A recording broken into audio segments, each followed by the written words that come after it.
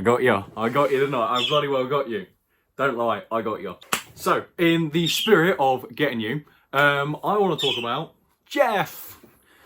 My budgie is making a right load of racket while I'm trying to do a video. Can you believe? Can you believe? Okay, Jeff is otherwise occupied. So, today I want to talk about horror movies, and specifically modern horror movies, because I really like modern horror.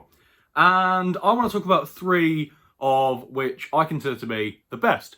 So how do I class these? Well, in order to be a modern horror movie, it has to be released after the year 2000, and it cannot be a reboot or a sequel. So let's get on with the list.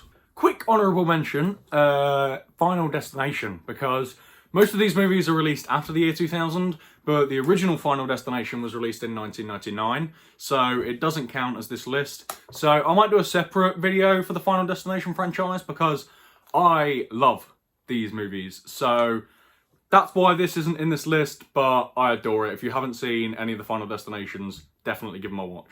So, the first movie is The Conjuring from 2013. Now, this is directed by James Wan, and James Wan is a phenomenal director. He directs so many of my favourite horror movies. And this story follows the Warrens, which is based on a true story. The Warrens were paranormal investigators from, I believe, around the 70s, 80s.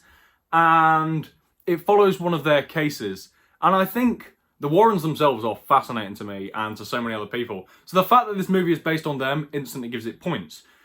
But so much more than that, because, like, for me personally, I don't really find horror movies particularly scary. I watch them because they're disturbing and I just enjoy them.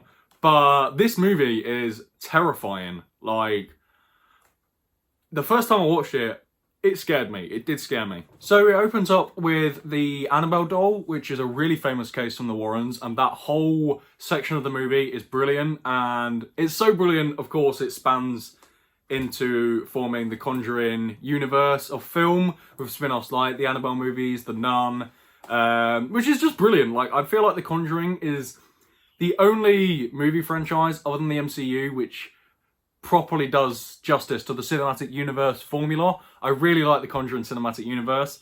And then the main storyline is about this family who move into this house, and when they move in, they find weird stuff starts happening and creepy things. And like, on paper, it sounds like a very stereotypical horror movie, but the way that this is filmed and how the characters are, and it feels so real. It's not just a load of cheap jump scares and people screaming around. The characters in this act how you would... I've just dropped the Blu-ray, that's really awkward. The characters in this act how you would expect real-life characters to act. Because a lot of the time in horror movies, you watch it and you're like, these people are idiots, man. I would not behave like this. But the people in this movie behave how you would expect. You're always uneasy. You always feel like something is going to happen. And when it does, it's so well done. It's so creepy. James Wan is amazing, and I'm trying to not include spoilers, but the final scene in the basement and stuff, if you've seen this movie then you know what scene I'm talking about, is horrifying, and it's so disturbing, and it's brilliant, and it's fascinating to watch. It's so good. It's a real testimony to why I love modern horror movies. Like, a lot of people say that classic horror is better, and I don't disagree, you know, but for me, if someone says that modern horror is rubbish, I say watch The Conjuring, because that will prove you wrong. You know what's really annoying is I just spent 2 minutes talking about this movie and I hadn't pressed record, so I'm gonna have to do it all again. But the second movie I want to talk about is Saw from 2004, and this is the movie that really got me into horror movies. I love Saw. Also directed by James Wan, which is why I adore him as a director. I think he's amazing with modern horror.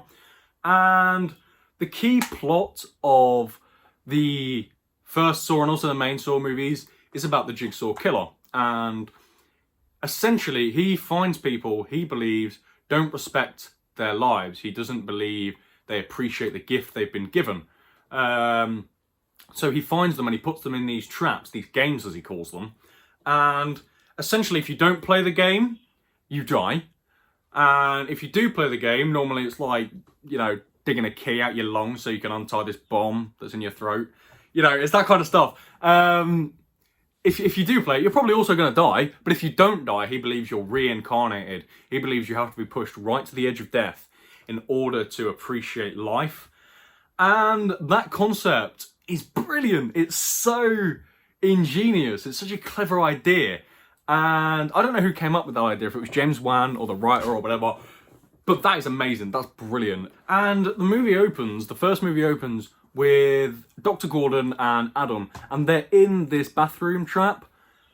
But at first you don't really realise that. You don't really understand why they're there. You don't know who they are, what's happening, why they've been put here, what they've got to do to get out, how they can get out, if they can get out. And the fact that there's so many questions, the movie doesn't just say, this is what's happening, these are who they are, this is why they're here. I love that. It keeps you on the edge of your seat. You keep watching because you want to understand why they're there. What connection do these two seemingly strangers have together to put them in this game, and why they're there. The traps in the first movie are brilliant. The first movie isn't as gory as the later ones get. This movie spawned 7 sequels, with the 9th movie coming out next year.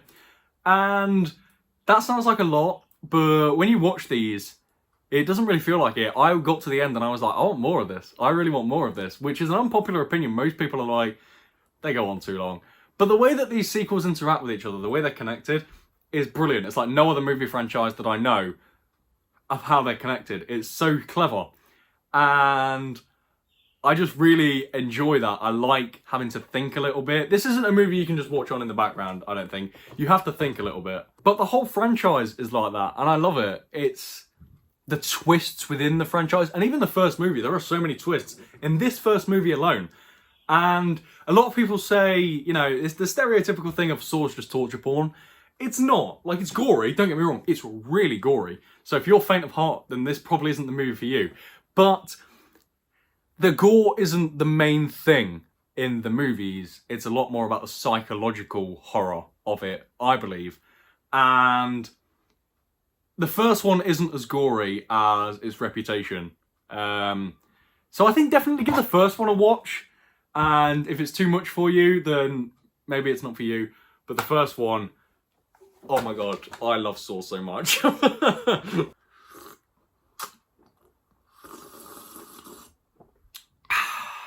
Okay, so the last movie I want to talk about is Paranormal Activity. Now, this is a found footage style of movie, and it follows this couple of Katie and Mika, and there's some weird paranormal activity going on. Some weird paranormal stuff going on with Katie, and Mika decides to film some of it and, you know, film them sleeping so that he can see what happens. And because it's a found footage style of movie, it's so good. You don't know what's going to happen. You're always on edge because it's filmed like that. You're always watching, waiting to see if something's going to happen. And some of the paranormal stuff that happens is the kind of stuff that happens in your own house, like doors swinging open, you know, his girlfriend sleepwalks, that's quite a normal thing. Like, it is quite creepy, and you do kind of think, oh, you know, this could happen. And I think because it's shot like a found footage film, like these are real people, it does make you think that this could possibly happen. And at one point you're almost like, is this a real thing? So it was released in 2007 and directed by, I believe, Christopher Landau. I don't know if I'm pronouncing that right. But I will admit the first sort of 45 minutes are quite slow. And I believe it has to be, though. I don't believe that's a criticism of the movie. I think it needs to be slow in order to build the tension a little bit. And it needs to show normal life a little bit of this couple. Because you need to believe that they're characters. You know, if you were starting to film weird stuff that was going on, it wouldn't just all of a sudden be, you know, a load of stuff happening. You know, it would start off slow in real life. And that's why I like this movie. It does start off slow. And it builds up the atmosphere and the tension throughout. Even, like, looking at the domestic challenges that this couple faces, you know, on paper that sounds really dull for a horror movie. But it's not. It's quite clever. Because you need that to establish this could be a real thing. This could be a real occurrence that's happening. It's quite good when they sort of start looking for help a little bit and they can't find anyone who's willing to help them.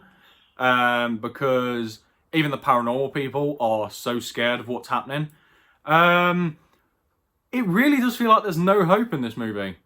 And for a horror movie, I think that's quite good.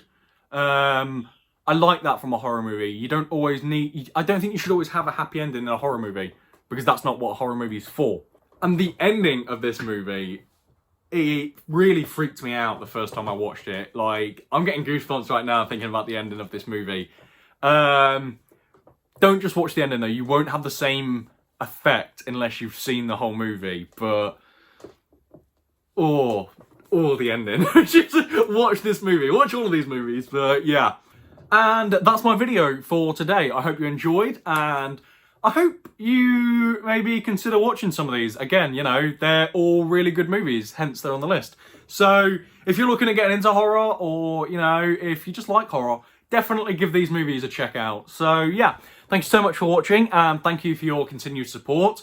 Let me know your favourite horror movies. Doesn't have to be modern horror movies. Down in the comment section below. Leave a like, subscribe, all that jazz, and I will see you in the next video. Thank you so much.